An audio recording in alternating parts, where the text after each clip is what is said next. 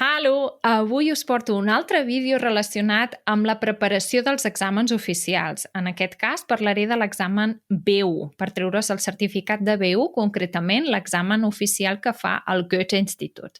Ja he fet un primer vídeo, que és tot l'apartat del Lesen, que us el deixo aquí, i sabeu que en el canal de YouTube hi teniu una llista de reproducció amb les diferents parts que conformen aquest examen.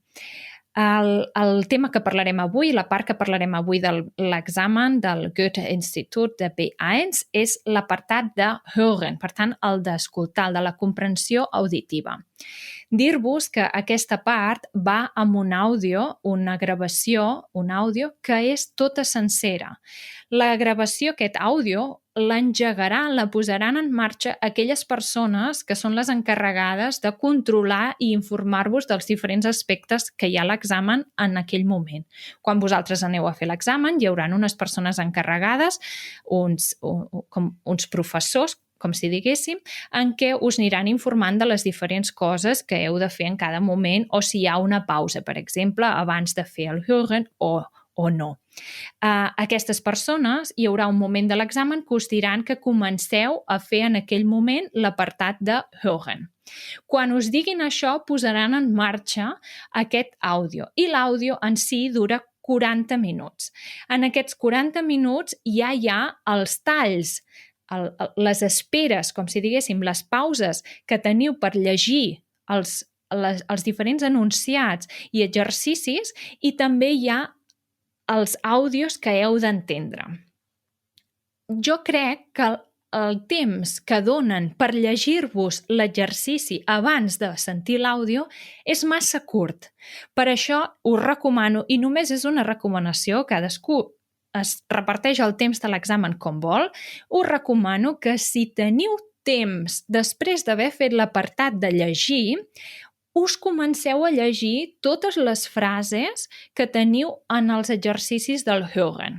Si teniu temps, seria genial que ho féssiu abans de que comencessin amb el play, o sigui, que donguessin el play en la cinta, no? en l'àudio en si. Perquè els 10 segons, 15 segons, 20 segons que us deixen per llegir totes les frases que teniu allà potser són massa poc. Llavors, comença l'àudio, engeguen aquest àudio, us donen el temps per llegir-vos, si ja ho heu llegit, ho rellegiu, us les torneu a mirar i comencem amb el primer exercici de tots. El primer exercici es tracta d'escoltar 6 àudios diferents, 6 temes diferents. Són com si fossin petites notícies, petits reportatges. Cada tema tracta d'una cosa completament diferent. El primer de tots és d'exemple, per tant, el primer àudio que sentireu és d'exemple i ja teniu les respostes fetes.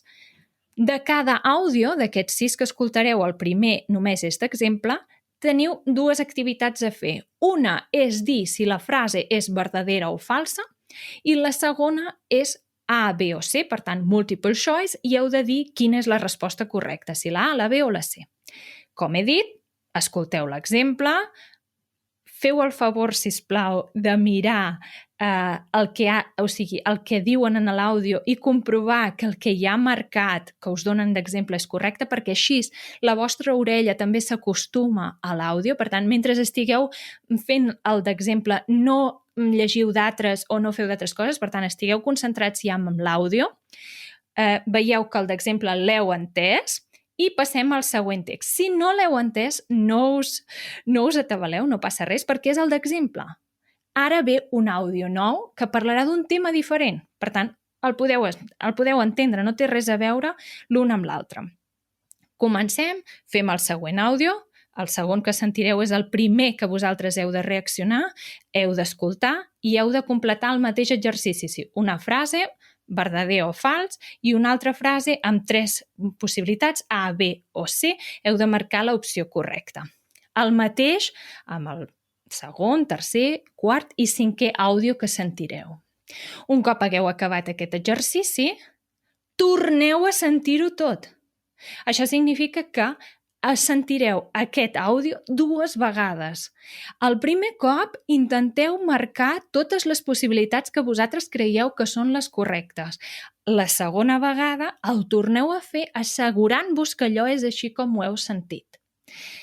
I un cop acabat, ja ho marcareu en la fulla de respostes correctes. Centreu-vos primer a marcar-ho correctament en el vostre quadern. Una informació molt important que heu de tenir en compte durant tot l'activitat del Hören és que si no han dit una informació, aquella frase és falsa. Per tant, si en la frase hi ha una informació i aquella informació no s'ha dit en cap moment durant l'àudio, allò és fals. Juguen molt amb això, per tant, aneu alerta. Si no heu sentit res al respecte, fals. En aquest exercici, en el primer de tots, hi teniu 10 preguntes, 2 per cada àudio i teniu 5 àudios. El d'exemple no compta. Per tant, teniu 10 punts, un punt per resposta. El segon exercici que trobem és un sol àudio. Normalment és un programa de ràdio o un programa de televisió en què parlen d'alguna cosa i tu ets com si fossis l'espectador o l'oient. En qualsevol cas, només és àudio. Sentireu una sola conversa, per tant, un sol àudio, tot del mateix tema, i només el podeu escoltar una vegada. Per tant, la primera vegada és l'única que sentireu. En aquest exercici hi teniu 5 frases que no estan completes, hi ha 3 punts suspensius al final de tot de cada frase i llavors teniu multiple choice, A, B o C. Heu de decidir quin és l'acabament d'aquesta frase. També pot ser que sigui una pregunta i que hi hagi 3 respostes. El mateix, contestar la pregunta amb quina d'aquestes 3 respostes és la correcta. Com que hi tindrem 5 frases o 5 preguntes amb 3 respostes cadascuna, només una possible, teniu un punt per resposta correcta. Per tant, aquí en aquest exercici us jugueu 5 punts. El tercer exercici es tracta d'una conversa, per tant, altra vegada un àudio sencer que parla sempre tota l'estona del mateix tema i en aquest àudio hi trobeu una conversa entre 2 persones.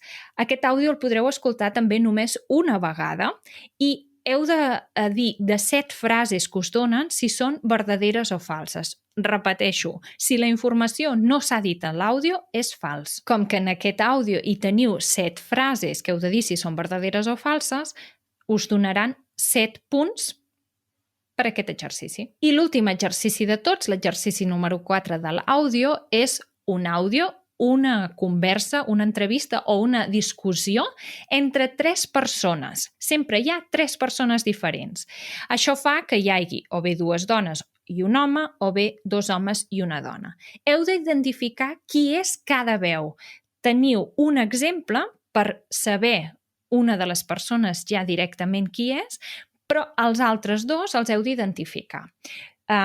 Identifiqueu molt ràpidament la persona que és sola, per tant, l'home o la dona, que només teniu, i en canvi els altres 2 homes o les altres 2 dones que teniu, potser us costa una mica més de diferenciar una veu o l'altra. Però el més important és que des del principi de tot de l'àudio sapigueu qui és qui. Sapigueu identificar quina veu correspon amb cada persona, perquè això és el que us demanen. Teniu totes les frases, totes les idees que han comentat aquelles persones i heu de dir qui ha dit què.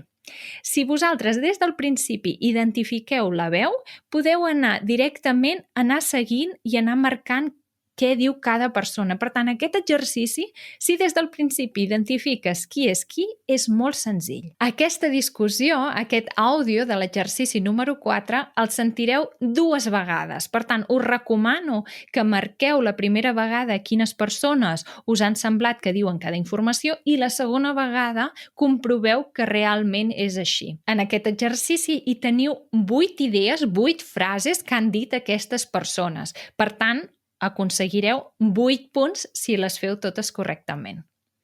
Que vagi molt bé. Fins al pròxim vídeo. Adeu, ciao, ciao, tschüss!